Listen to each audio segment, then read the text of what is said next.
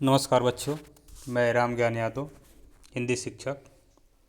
बच्चों, कल हम लोगों ने संदेश लेखन पर लाइव क्लास में पढ़ा था और आज मैं उसी पर कुछ वीडियो बनाकर भेज दे रहा हूँ, जिससे आपको देखने में और समझने में दिक्कत नहीं होगी और आसानी से कर लेंगे। सबसे पहले तो हम ये बता दें कि संदेश लेखन से आपके परीक्षा में 5 नंबर के क्वेश्चन आएंगे, प्रश्न आएंगे, और जिसे लिखने के लिए यहाँ पर मैं संदेश लेखन का प्रारूप दिया हूँ कि संदेश कैसे लिखा जाता है। तो जो भी टॉपिक दिया जाता है, क्योंकि मैंने कल आप लोगों को बताया था कि जब कोई व्यक्ति किसी कारणवश किसी दूसरे व्यक्ति से सीधे बात नहीं कर सकता, तब कोई जानकारी, समाचार या खबर संदेश के जरिए दूसरों व्यक्ति तक पहुंचाता है। तो वह जो माध्यम है, लिखित या मौखिक, वही जो है संदेश कहलाता है, और उसे अगर हम लिखित रूप में प्रस्तुत करें तो वह संदेश लेखन कहलाता है। क्योंकि मैंने आपको बताया था कि संदेश 2 प्रकार के होते हैं, औपचारिक और अनौपचारिक।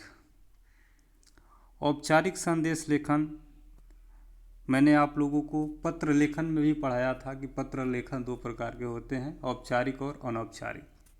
तो जो कार्यालय के लिए पत्र लिखे जाते हैं वे औपचारिक होते हैं।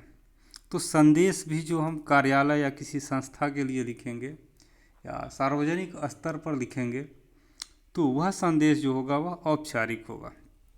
और अनौपचारिक संदेश वह होगा जो हम अपने किसी संबंधी को लिखें, अपने परिवार के लोगों के लिए लिखें या अपने मित्र लोगों को लिखें, तो वह जो है अनौपचारिक संदेश के अंतर्गत आएगा। सबसे पहले तो संदेश लिखते समय किन बातों को ध्यान रखना चाहिए, हम इस पर बात करेंगे। तो संदेश लिखने के लिए आप लोगों को कोई टॉपिक दिया जाएगा, उस पर आप लोग संदेश लिखेंगे। क्योंकि मैंने कल बताया भी था कि सबसे पहले संदेश को क्या करते हैं कि एक बॉक्स के अंदर लिखते हैं। जैसे मैंने ये बॉक्स बनाया है, चारों तरफ से घेर के एक बॉक्स बना दिया है, और इस बॉक्स के अंदर ही हम लोग सब कुछ लिखेंगे। और यहाँ पर जहाँ मैंने ऊपर संदेश लिखा है बॉक्स के अंदर, यहाँ पर हम लोग संदेश लिखते हैं किस संदर्भ में संदेश लिखा जा रहा है।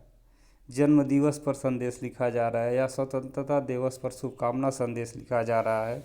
तो जो टॉपिक दिया जाएगा उसको आप लोग यहाँ पर लिखेंगे। जैसे दे दिया गया, स्वतंत्रता दिवस के शुभ अवसर पर प्रधानमंत्री द्वारा देशवासियों के लिए संदेश लिखो। तो ऊपर हम लोग यहाँ जहाँ संदेश लिखे हैं यहाँ हम लोग क्या लिखेंगे, स्वतंत्रता दिवस पर शुभकामना संदेश। उसके बाद हम लोग नीचे बाईं तरफ दिनांक लिखेंगे, समय लिखेंगे और संबोधन लिखेंगे।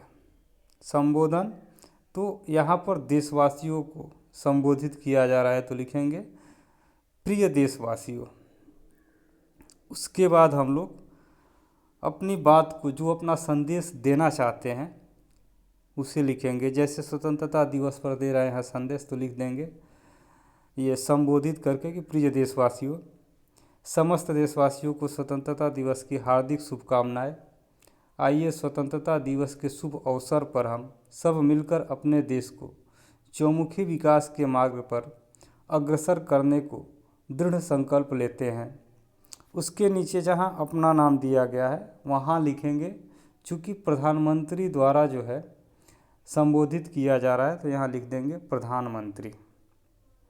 तो यह जो है इसका प्रारूप है। और सबसे ज़रूरी बात है कि इसे एक सीमा रेखा के अंदर रखेंगे। उसके बाद शुरुआत में संदेश शब्द लिखेंगे जिसके संदर्भ में संदेश लिखा जा रहा है।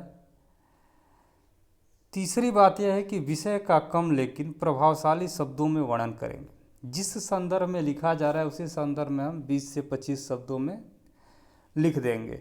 ज़्यादा कुछ नहीं लिखना है, बहुत ही कम शब्दों में, 25 से 30, मैक्सिमम 40 शब्दों में लिखेंगे। शब्द सीमा जो होगी 30 से 40 शब्द के बीच में होगी। इसी में हम लोग अपना संदेश लिख देंगे। अगर चाहें तो कोई श्लोक, दोहा या कविता की आवश्यकता हो तो हम लोग उस पर लिख सकते हैं। जैसे देशवासियों को संबोधित किया जा रहा है, उस पर आधारित कोई स्लोगन हो तो उसको हम लोग लिख देंगे। तो यह जो है संदेश लेखन का प्रारूप है।